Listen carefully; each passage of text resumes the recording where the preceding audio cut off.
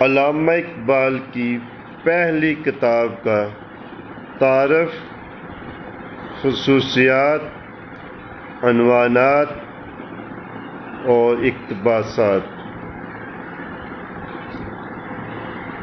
علم الاقتصاد 1903 میں شائع ہوئی۔ اس کی دو خصوصیات ہیں۔ علم الاقتصاد علامہ اقبال کی پہلی علمی کاوش ہے۔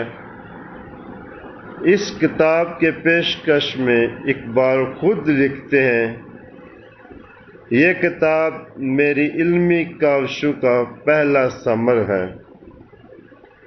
دوسری خصوصیت، اردو میں جدید علم معاشیات پر اس موضوع پر کسی مصنف کی لکھی ہوئی یہ پہلی کتاب ہے۔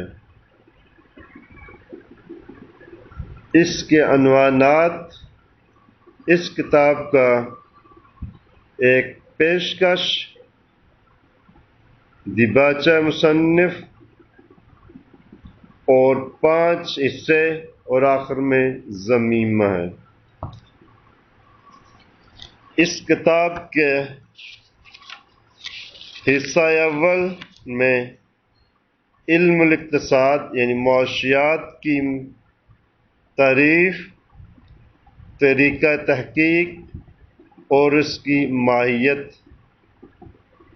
حصہ دوم پیدائش دولت، حصہ سوم تبادلہ دولت، حصہ چہارم پیداوار دولت کے حصے دار، حصہ پنجم آبادی وجہ معیشت یعنی آبادی کی وجہ سے معیشت میں کیا ترقیاں ہوتی ہیں، اور آخر میں ضمیمہ ہے۔ اس کتاب کے کچھ اقتباسات۔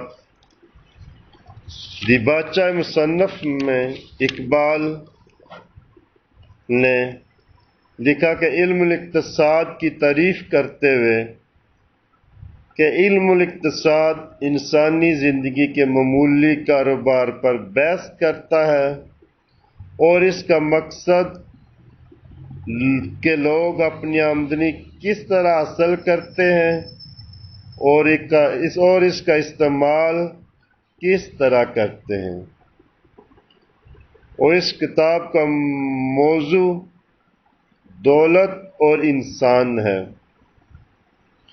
آگے اقبال لکھتے ہیں، ایک اہم اقتباس ہے، روزی کمانے کا دھندا ہر وقت انسان کے ساتھ ساتھ ہے اور چپکے چپکے اس کے ظاہر اور باطن کو اپنے سانچے میں ڈالتا رہتا ہے۔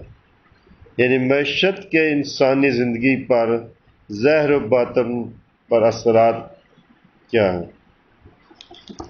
آگے اقبال لکھتے ہیں کہ ہمارا ملک کامل تعلیم نہ ہونے کی وجہ سے اپنی کمزوریوں اور نیز ان تمدنی اسباب سے بالکل ناواقف ہے جن کا جاننا قومی فلاح اور بہبودی کے لیے اکثیر کا حکم رکھتا ہے۔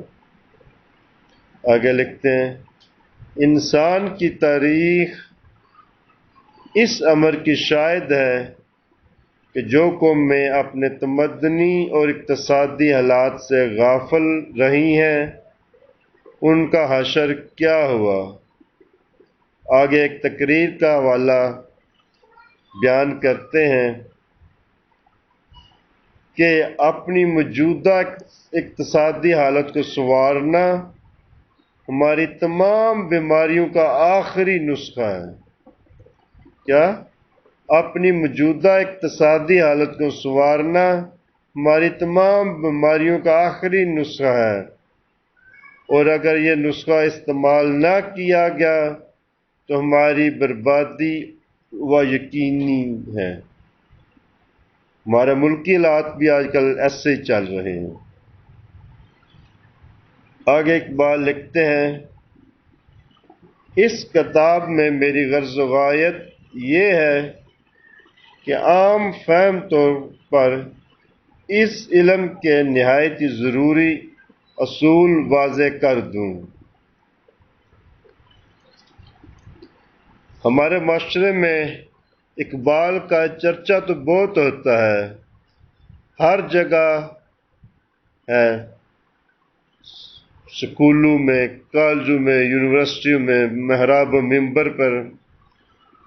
گورنمنٹ بھی کہتی ہے، کچھ علمی ادارے اور تنظیمیں اور سیاسی و مذہبی تنظیمیں بھی اقبال کا ذکر کرتی ہیں، لیکن اقبال کے جو نثری کام ہے، علمی فکری، اس کی طرف توجہ نہیں دیتے۔